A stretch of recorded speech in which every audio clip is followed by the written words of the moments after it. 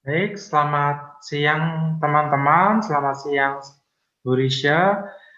Untuk hari ini kelompok kami, kelompok 1 akan memaparkan hasil analisis surat pemberian izin. Untuk materi bentuk surat pemberian izin akan dijelaskan oleh Saudari Melati. Untuk materi isi surat pemberian izin akan dipaparkan oleh Saudari Ria. Lalu untuk komponen dan sistematika surat pemberian izin akan dijelaskan oleh Saudara Wawan. Selanjutnya untuk kebahasaan surat pemberian izin akan dijelaskan oleh Saudari Ratna. Lalu yang terakhir kesimpulan akan dijelaskan oleh Saudara Frater Christo. Lalu untuk perekam atau recording dari video ini yaitu Saudari Foni. Lalu lanjut langsung saja Saudari Melati untuk menjelaskan materi yang akan dijelaskan. Terima kasih. Baik, terima kasih Saudara Dito. Di sini saya akan menjelaskan tentang bentuk dari surat pemberian izin. Nah, dari kedua contoh surat pemberian izin ini, dilihat dari segi bentuknya, surat pemberian izin dibuat menggunakan bentuk setengah lurus. Bentuk setengah lurus juga biasa disebut dengan semi block style. Nah, semua bagian surat pada bentuk setengah lurus ini diketik seperti bentuk lurus, kecuali isi surat. Setiap alinea baru diketik sesudah 5 ketukan dari margin kiri. Alinea yang satu dengan alinea yang lainnya tidak diberi jarak. Selanjutnya akan dilanjutkan oleh teman saya, Saudari Ria.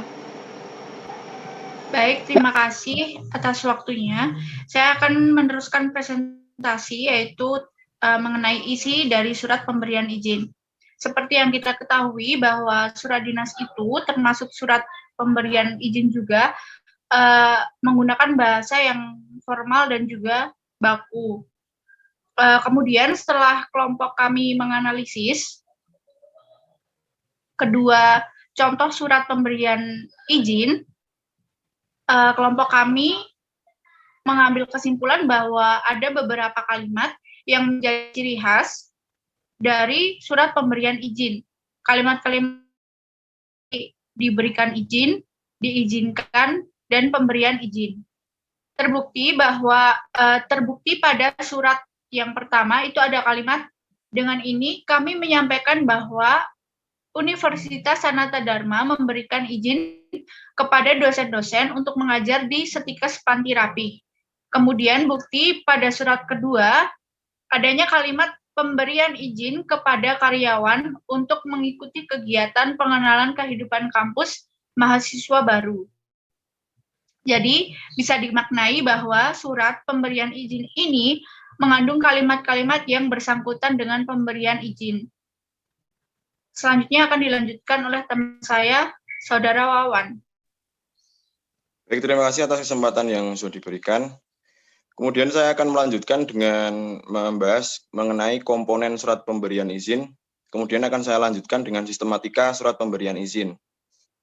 Dalam surat pemberian izin itu terdapat komponen yaitu kop surat, kemudian ada nomor surat, kemudian ada perihal surat, kemudian ada nama dan alamat penerima surat, kemudian ada pembuka, lalu dilanjut dengan isi, ada lagi penutup, kemudian nama terang, ada tanda tangan, kemudian pengirim surat, kemudian yang terakhir adalah tembusan. Untuk sistematika surat pemberian izin sendiri itu mencakup bagian atau komponen dari keseluruhan surat pemberian izin. Kemudian akan dilanjutkan oleh teman saya, Saudari Ratna.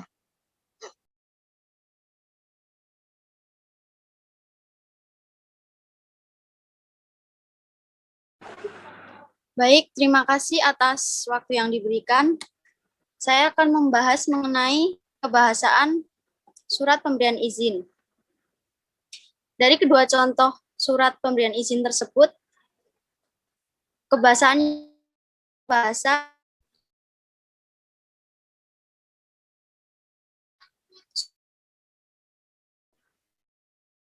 yang dimana ke instansi atau Kemudian selanjutnya ada kesimpulan akan dipaparkan oleh Frater Christo.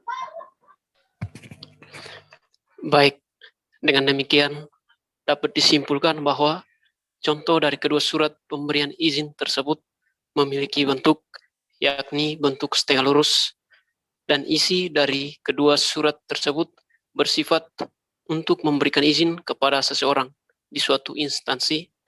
Yang berikut komponennya pun terlihat sistematis, mulai dari kop surat sampai pada tembusan, dan yang terakhir, kebahasan yang menonjol dari kedua contoh surat pemberian izin tersebut adalah bahasa yang resmi atau bahasa baku. Selanjutnya saya akan kembalikan ke saudara moderator.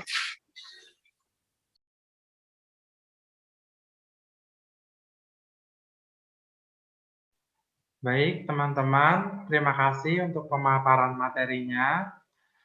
Sekian presentasi dari kelompok kami. Semoga materi yang dipaparkan oleh kelompok kami bisa dimengerti. Terima kasih.